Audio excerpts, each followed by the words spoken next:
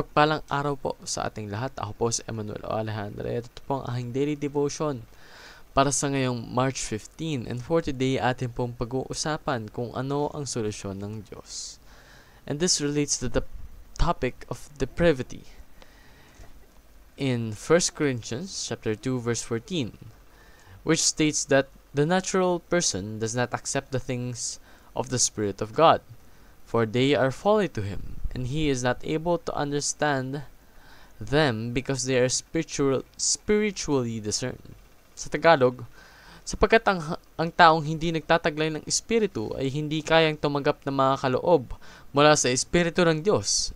Para sa kanila, kahangalan ang mga iyon at di nila nauunawaan. Sapagkat ang mga bagay na espiritual ay mauunawaan lamang sa paraang espiritual. So, sinasabi po rito na yung mga tao po na hindi kayang tanggapin yung ating Holy Spirit, hindi po maiintindihan ang ating Panginoong Diyos. At hindi rin po sila kayang tulungan ng Panginoong Diyos dahil ang mga espiritual na bagay ay siya lamang matatanggap ng mga taong espiritual din. Because sin affects every aspect of human nature. And yung sin na yun ang siyang nagpapalayo sa atin sa ating Panginoong Hesukristo. So, kapag tayo po ay naapektuhan ng sin, naapektuhan po ang ating koneksyon sa ating Panginoon.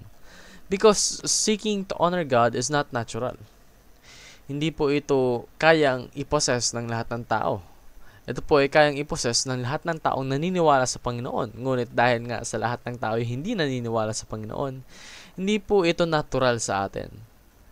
Therefore, we should voluntarily seek to honor God, no? Because salvation is entirely a work of God's grace. Ito po ay dahil sa awa ng ating Panginoon. Ito po ay dahil sa kanyang pagmamahal.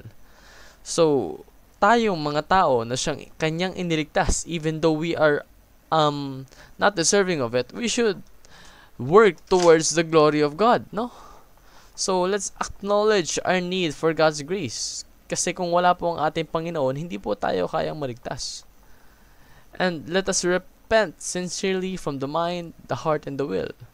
Ibig sabihin po nito, sa lahat po ng ating mga kasalanan, talikuran po natin ito, hindi lamang po sa isip, hindi lamang po sa puso, hindi lamang po sa ating kagustuhan, kundi na rin sa ating gawa, no?